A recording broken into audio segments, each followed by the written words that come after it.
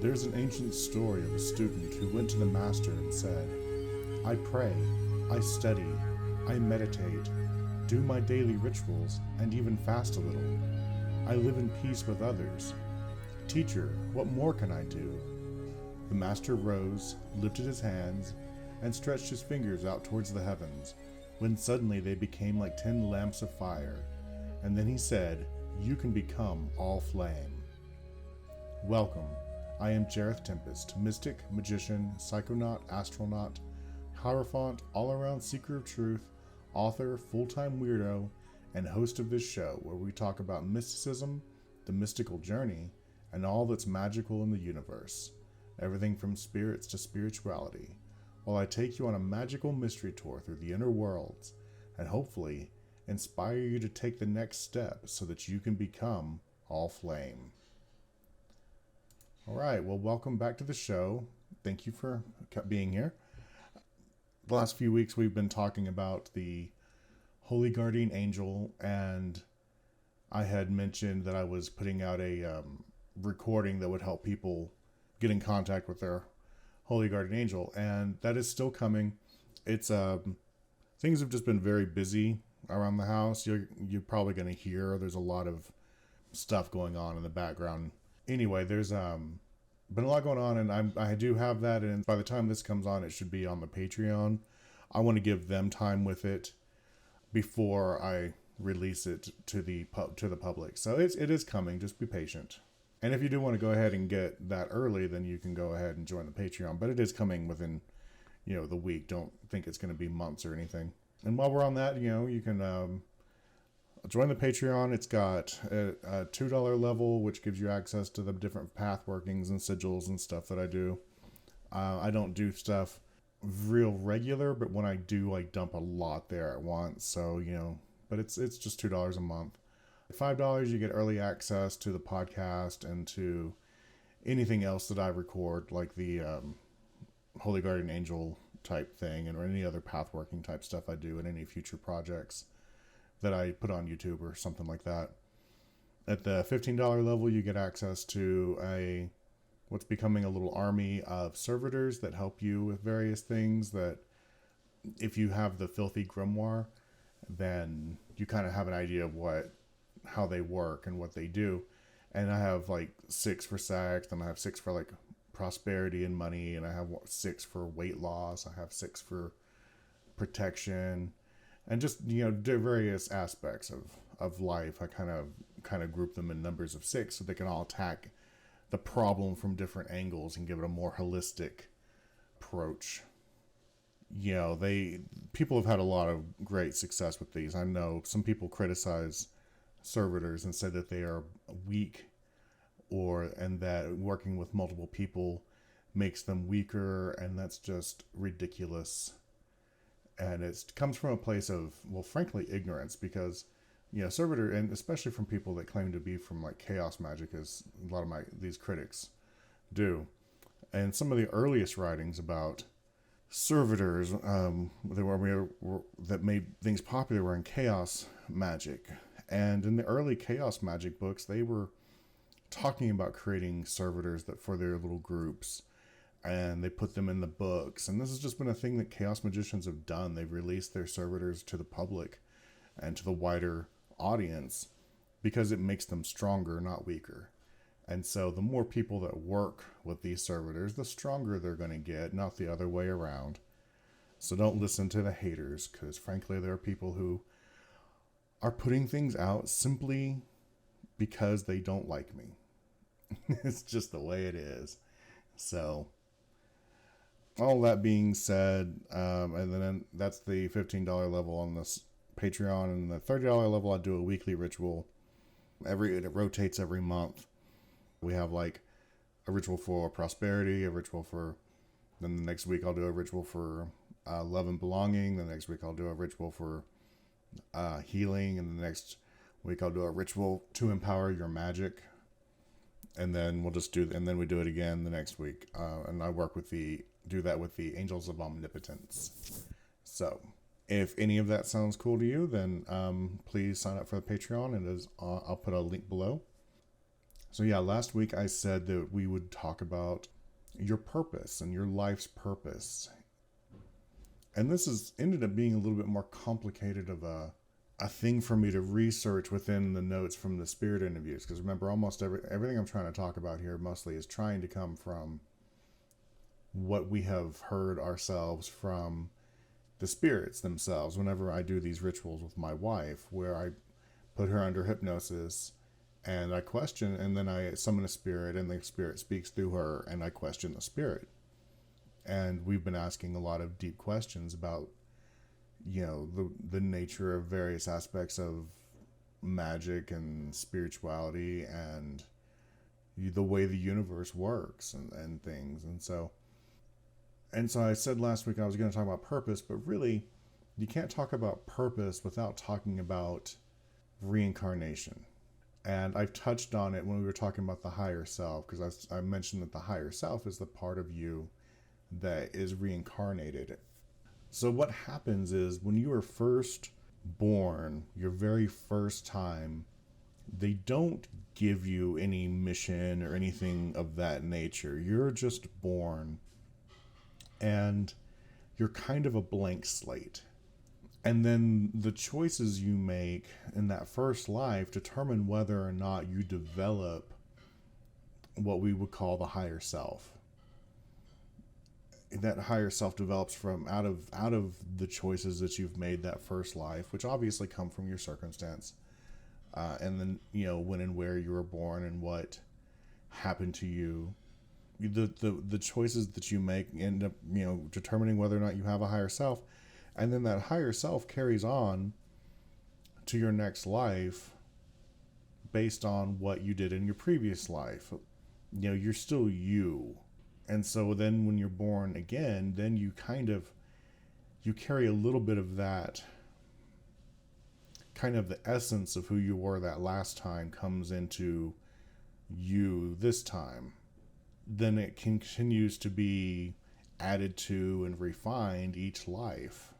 So here's what Lucifer has to say, because Lucifer is the spirit we were talking to when this question came up. I asked Lucifer, do we each have a purpose, a mission or job that we have to accomplish here? And Lucifer said some yes, some no. The more evolved a soul is, the more likely they are to have a purpose.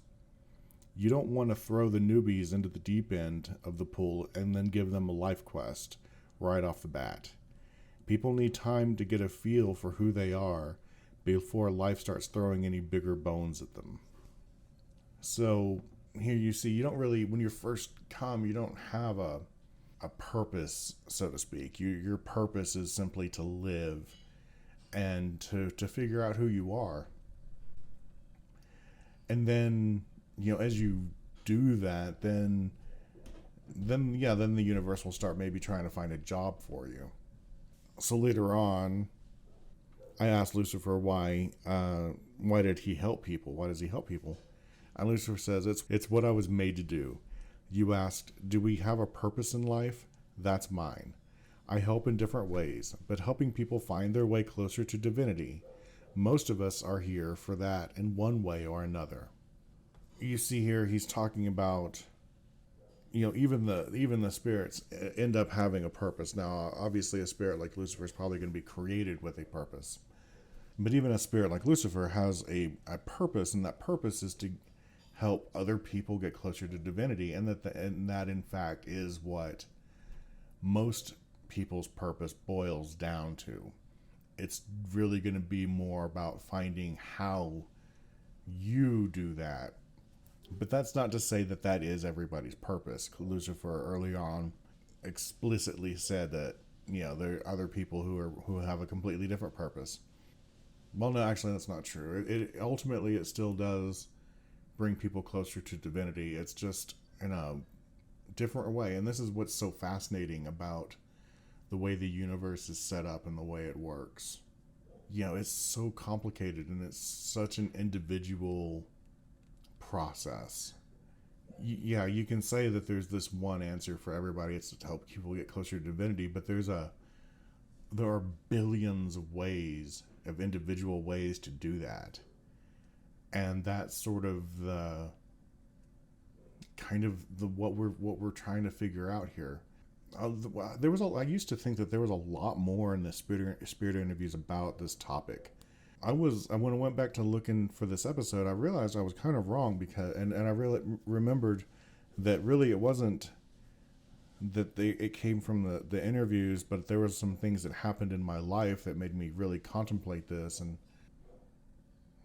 kind of, see how it applied in my life, how it applied very realistically in my life. So earlier this year, I had an uncle who passed away. He had a lung disease where basically his lungs were failing him, but it was not it's a slow, it's usually a very slow thing, but for whatever reason his just went. And it was really very much like he had some other health issues. He had bad knees and bad back, and he'd had a stroke. It wasn't a completely debilitating stroke or anything, but it affected his quality of life. And basically his quality of life had gone within about 5 years. He went from being able to go and enjoy life to not being able to enjoy life the way he once did. He wasn't bedridden or anything until right there at the end. He had some issues, but he just wasn't able to enjoy the life that he was wanting. And so he just let himself, he gave up. He literally just gave up. And I remember my mom was talking to him, and she was so angry at him, and she's like, you're not fighting. And he's like, I'm not giving up, but it's just, everything's so bad. I just can't do it anymore. So he kept saying he wasn't giving up, but he was still fighting, but he wasn't. He literally just, his will to live just quit, and he just died. And it was fast. He was not that old. He's in his early 60s. So yeah, I spent a lot of time with him there not a lot of time. There wasn't a whole lot of time to be had. By the time he went to the hospital, he died 3 days later. Because it was just that fast. He just literally just gave up and died. And, but I would listen to him talk as he talked to others, and he liked to pontificate. He was a deeply shallow person. And it kind of occurred to me that, we're talking about purpose, and not everyone's purpose is some grandiose thing. And everyone has a different purpose, and that purpose comes based on the decisions that we've made and how young our soul is. And he was obviously a very young soul. And it kind of occurred to me that his purpose in life was to be fun and to have fun and to make life more fun for others. Because that was him at his best, was bringing, just joy and fun to people's lives. When he couldn't do that anymore, he was just done. And he was, but that was it. There wasn't any more depth to him. He was simply just fun. And that's fine. That was his deeply believed that was his purpose in life. And that's why whenever he couldn't accomplish his purpose anymore, he just passed. And and again, then I don't think that's going to be his purpose for his next life necessarily. It might be, or it might be his purpose for the next 10 lives or 1,000 lives. I have no idea. But at some point, each time it's going to get a little bit more developed, a little bit more, more developed, and boiled down to its essence to find out what it really is. It'll just be further refined. And that's what happens. And so a lot of people here today stress about their purpose in life. And I think that it's important to know that for an awful lot of people, they don't have a huge purpose, and it's up to them to kind of decide what it is that they want to do. And sometimes their purpose is simply something as I mean, and it's not necessarily shallow. Having fun is not necessarily a shallow thing. It can be a great thing. He was just personally a very shallow person. You can kind of see how that would work, though. You can be. It's fine to be a shallow person in some regards, and then next time you'll get a little bit more depth to you, and that's just kind of how it goes. And so I'm not trying to use this as, I don't want you to use this as an excuse to go and just blow off your spirituality or whatever and say, oh, it's not my purpose right now. I also don't want you to beat yourself up because you're not a saint or something. It's because that seems to be where a lot of people come from. It's like they feel like they should be doing something so much more with their life. And then sometimes they miss their life because they're too busy looking for that something bigger. And sometimes it was right there, right in front of them all along. Which isn't also to say that our lives are not being controlled and distracted by other forces that can keep us so exhausted and lost that we can't ever find our way. But if you really put your heart and soul into it, you can figure it out regardless of those outside distractions. And that's kind of, if you're listening to this, you're obviously on that path. And then me and then all these other spiritual people out here can you can piece together from all of our podcasts and preaching and whatever, and you'll be able to figure out your own way. And that's all that any of us can ever do is just we listen to a whole bunch of people and what their experiences have been and try to apply that to ourselves, and we do that in spite of the greater world that it's just trying to make us a cog in the big machine. And I will say that there's probably not too many people that is their purpose, but you never know. There's some people, well, no, actually, based on what Lucifer told us, there are people that is probably very true. So yeah, let's go ahead and talk about that next step, that other part that I've been kind of alluding to. So this actually came up. I asked a question, do you mind if people work with you and work with angels? Because it's just a common belief that Lucifer is a demon, so therefore he doesn't want to work with angels and vice versa and all that. And of course that's all rubbish. Maybe we'll have to talk about the nature of spirits and who everyone is at some point. Right now though, we'll just stay on topic. His answer was really intriguing and it totally went off subject. He said, I love it. Whatever gets you closer to the source. And for most people, they talk about being the best that you can be, and that's sort of it. It's trying to hone yourselves down to your most fundamental defining characteristic, becoming, the most you that you can be. Some people are terrible people, but there's a reason for terrible people. The world needs terrible people. Things need to happen. There's got to be a catalyst, There's creation and destruction. You've got to have things that shake up the system, and terrible people are great at that. And so for an awful person, they will in theory become more and more awful as time goes by. But you start out as a blank slate, and you make choices over and over and over again, and there's no judgment here about whether it's, better to be Jesus or Hitler. A lot of awful things happen in the name of Jesus, and there were some small benefits that came out big. It's complicated. So I'm not trying to say, I'm going to stop this right now. I am not personally saying that anything good came from Hitler. That was not the point here.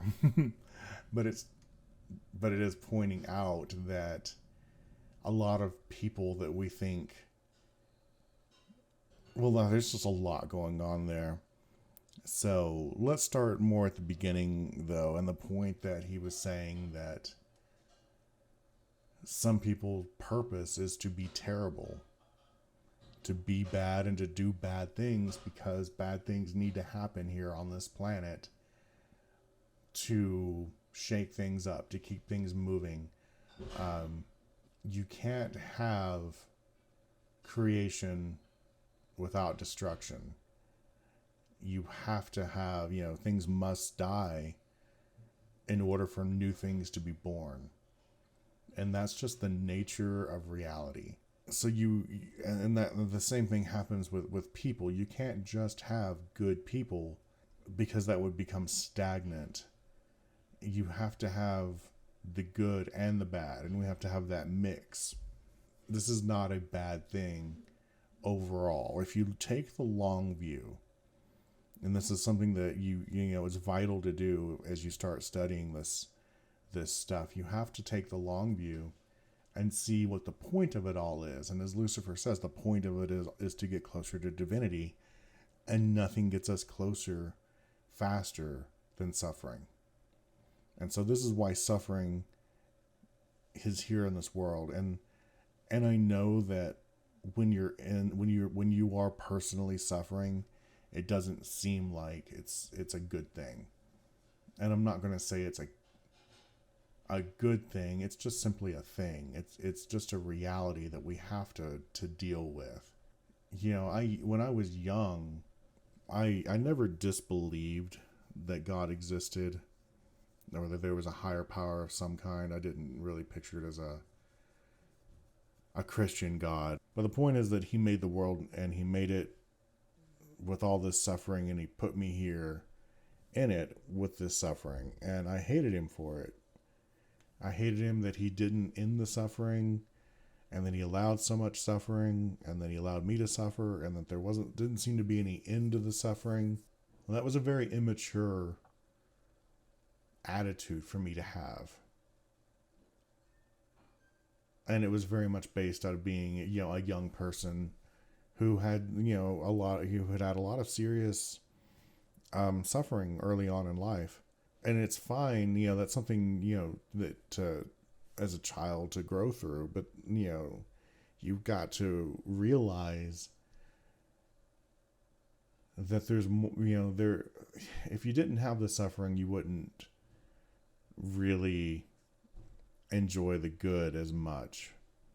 But it's not so much about enjoying the good as it is, you can't have order without chaos.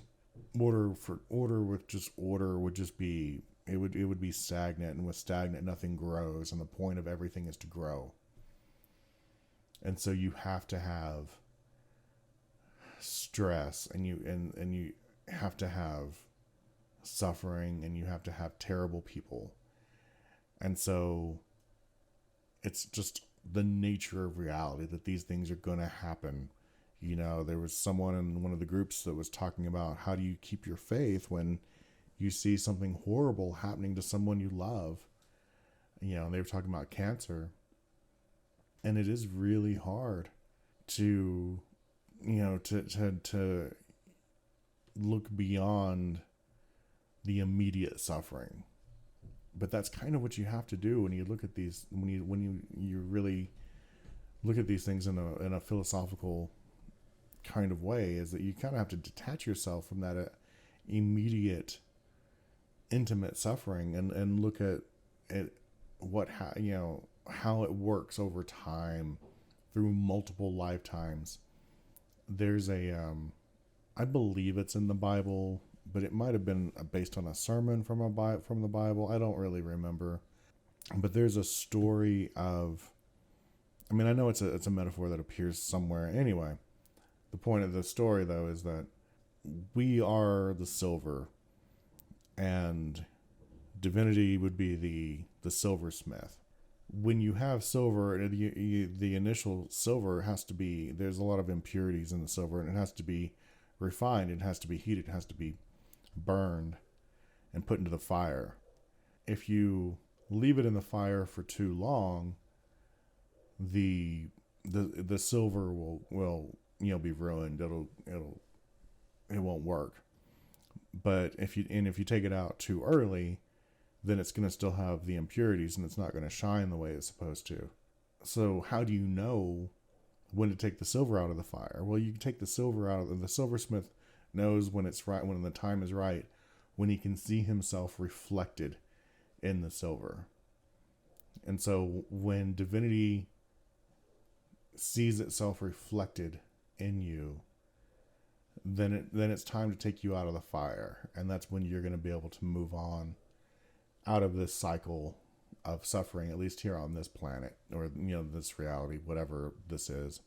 And so when you look at it that way, when ultimately everything that's happening is that fire that's there to refine you and to make you better over multiple lifetimes, that's the other point that's so key to this, is that if you just look at it as this one life, then it's much more tragic when these bad things happen. But when you look at it as a series of lives, then it's not as devastating. And so you can take some comfort from that, or just, a little. And I'm not saying that we shouldn't be angry when we're suffering. That anger is not a bad emotion.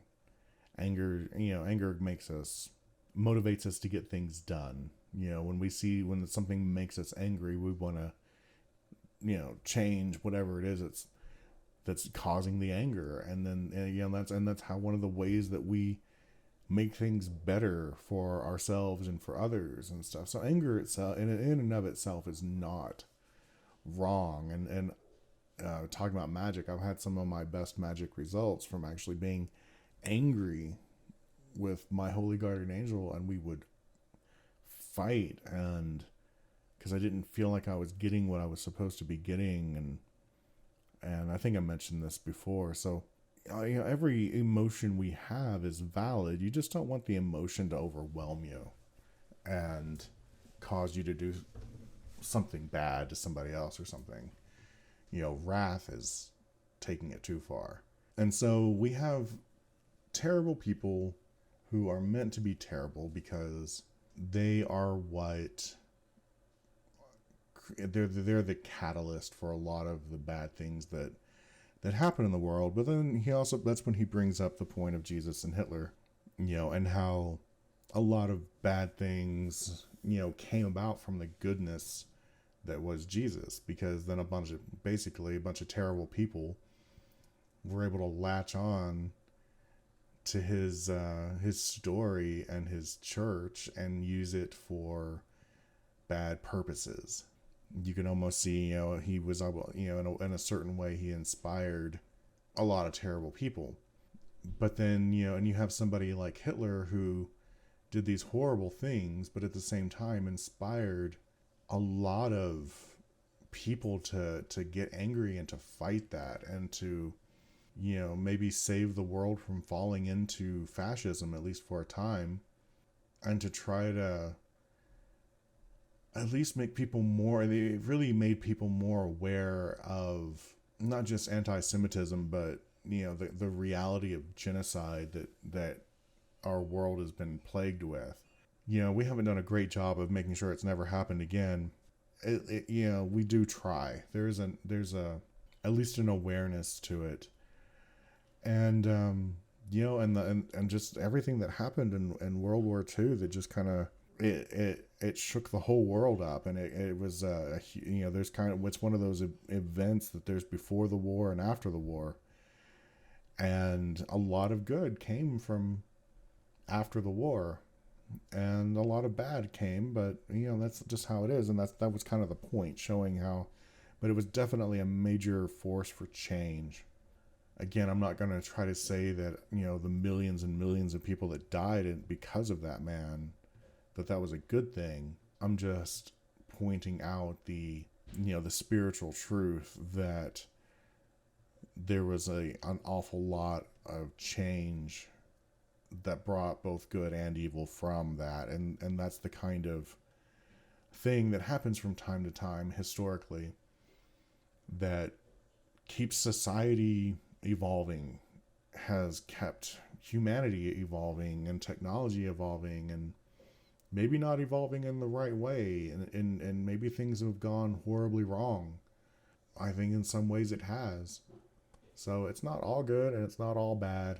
Our purpose, though, is for each one of us to find, and as Lucifer says, it's kind of when you boil yourself down to your essence, What, what is there and what is that for? And how is that going to be used? But then, and this is something that comes from when you make contact with your holy guardian angel, when you start to work with it, especially if you are more advanced or you're an older soul that's been here a lot, you might get a job, like in a very explicit job, like whenever mine said, okay, you're going to be a priest. And in a lot of ways that has happened and become true, and I think it's going to continue to happen and become more true as I get older. And then I know other people, though, that have had the same type of experience where, these are people who are obviously more further on the journey than a lot of people. And yeah, the universe is just kind of like, oh, all right, you've gotten this far. Here you go. Here's the work for you to do. I explicitly remember when I was in that that meditative state, and where I forgot that I was a person and I was so deep. And what the first thing that made me come back was this sense of responsibility that I had this job to do. And so, and then everything else just kind of formed back up around that. And so, for some of us, that purpose is very much tied to who we are on a very deep core level. And I think that is kind of what Lucifer was talking about when you start boiling away everything down to your essence. So that was all really deep and we got a little dark there, but that's kind of that's kind of the point of this show, is that we're going to talk about those things and just try to be real about it. And we can't hide from the truth, and trying to sugarcoat it doesn't help anyone. So yeah, I think that's going to be it for this week.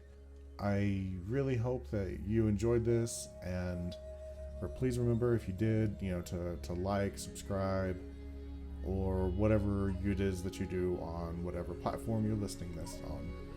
So, all right, so I guess that's it, and I will see you all next week. Bye-bye.